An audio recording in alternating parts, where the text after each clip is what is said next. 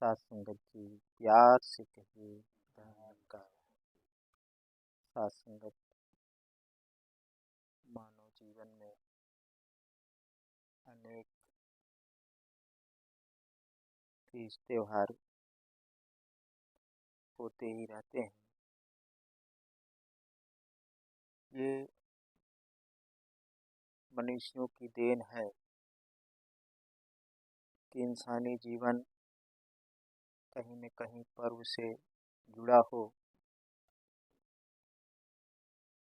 तो उस जीवन में केवल ये उद्देश्य ही नहीं रह जाता कि केवल पर्व मनाएं या त्योहार मनाएं, बल्कि इस उद्देश्य से रखा गया कि मानो जब भी त्योहार या पर्व मनाए तो उसके पीछे जो उद्देश्य है, जो मकसद है, उस मकसद को जान करके जीवन में अनुकरण करे और ईश्वर के संग आस्था भी जुड़ी रहे। इसी उद्देश्य से आए दिन त्योहार मनाने का अवसर प्राप्त होता है। जैसे कि अभी हम सब दीपावली के पर्व में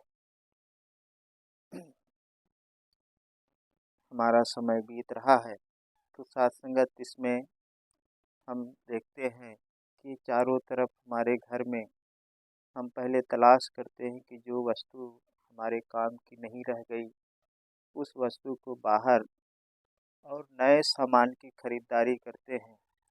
इस उद्देश्य से कि ये सामान लेंगे, कुछ न कुछ नई चीज़ आनी है, तो हम हर साल खरीदते ही रहेंगे और पुराने जो बेकार की वस्तुएं हैं उन्हें बाहर कर देते हैं। तो ये तो अच्छी बात है कि घर में जो कूड़े कबाड़ की तरह हो गई चीज़ को हम बाहर करें और एक नई चीज़ लाएं जो नहीं है। तो उसी तरह साथ-संगत हम अपने मन रूपी घर में भी देखें कि हमारे हृदय रूपी घर में वो कौन-सी चीज़ है जो खराब पड़ी हुई है। अर्थात खराब वही चीज़ है जो हमारे जो बोल हैं, जो विचार हैं, वो अगर किसी को पसंद ना आए, किसी को अच्छी ना लगे, तो वो चीज़ भी खराब ही है। तो उन चीज़ों को हमें बाहर करना है और एक नई चीज़ लाना है खरीद करके। साथ-संगत दीपावली में भले ही हम किसी दुकान से वस्तु खरीद कर लाने में भले ही चूक जाएँ, कोई बात नहीं, लेकिन इस मन रूपी घर में, हृदय रूपी घर में वो नई वस्तु लाने में कहीं भी चूक ना होने पाए।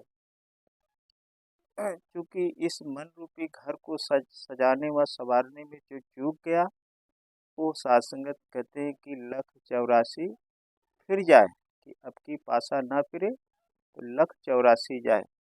तो ये मन रूपी घर भी सात-संगत सजाना और सँवारना है। तो नई चीज़ सात-संगत हमें लाना है मन में, मानवता, प्यार, नम्रता, सहनशीलता, दया, करुणा, इन गुणों से इस घर को भरना है और साथ-संगत जो मिठाई खिलाते हैं और स्वयं भी खाते हैं, तो साथ-संगत ये प्यार की भाषा ही है कि हमें सबके संग प्यार से पेश आना है, प्यार का ही स्वभाव करना है। और जो दीप भी जलाते हैं, साथ-संगत दीप जब जलाते हैं तो हम अपने घर, दुकान, ऑफ़िस, खेत, खलिहान, जहाँ-जहाँ भी जो-जो भी चीज़ें हमसे जुड़ी हुई हैं, उन सब जगह पर जाकर के दीप जला कर के प्रकाशित करते हैं।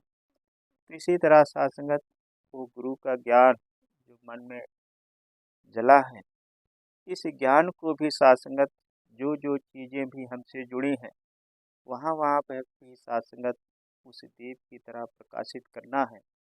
जैसे इस शरीर में ये पैर भी हमारा है, तो पैर कहीं और जाते हुए नज़र ना आए, जब भी इसका चलना हो, तो केवल संगत की तरफ और गुरु के काज की तरफ ही चले।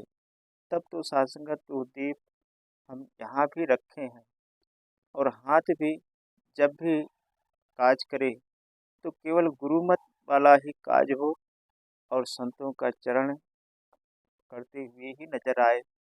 और मुख से भी जब भी कोई वाणी निकले तो गुरुमुख वाला ही निकले, गुरु की ही बड़ाई हो, संतों का ही सत्कार हो।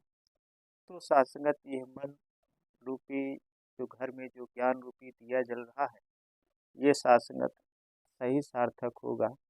अन्यथा सात्संगत केवल घर में ही बसा रहे और कहीं और ना जले तो उस दीप जलने का कोई औचित्य नहीं रह जाता। तो आओ सात्संगत, कृपा करो कि जो गुरु ने जो ज्ञान बख्शा है, जो ये दीप दिया है, ये दीपक सदैव तो जलता ही रहेगा।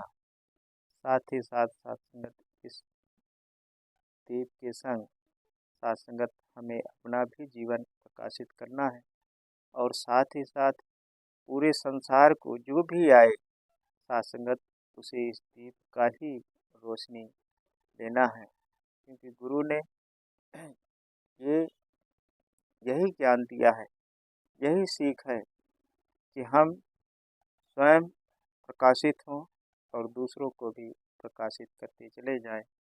तभी सात्संगत वास्तव में सच्ची दीपावली होगी। ये प्यार, नम्रता, सहनशीलता आदि मानवीय गुणों से युक्त होकर के इस जो प्यार का दीप जलाएं तो सात्संगत बड़ी कृपा होगी। प्यार से कहिए धन्यवाद।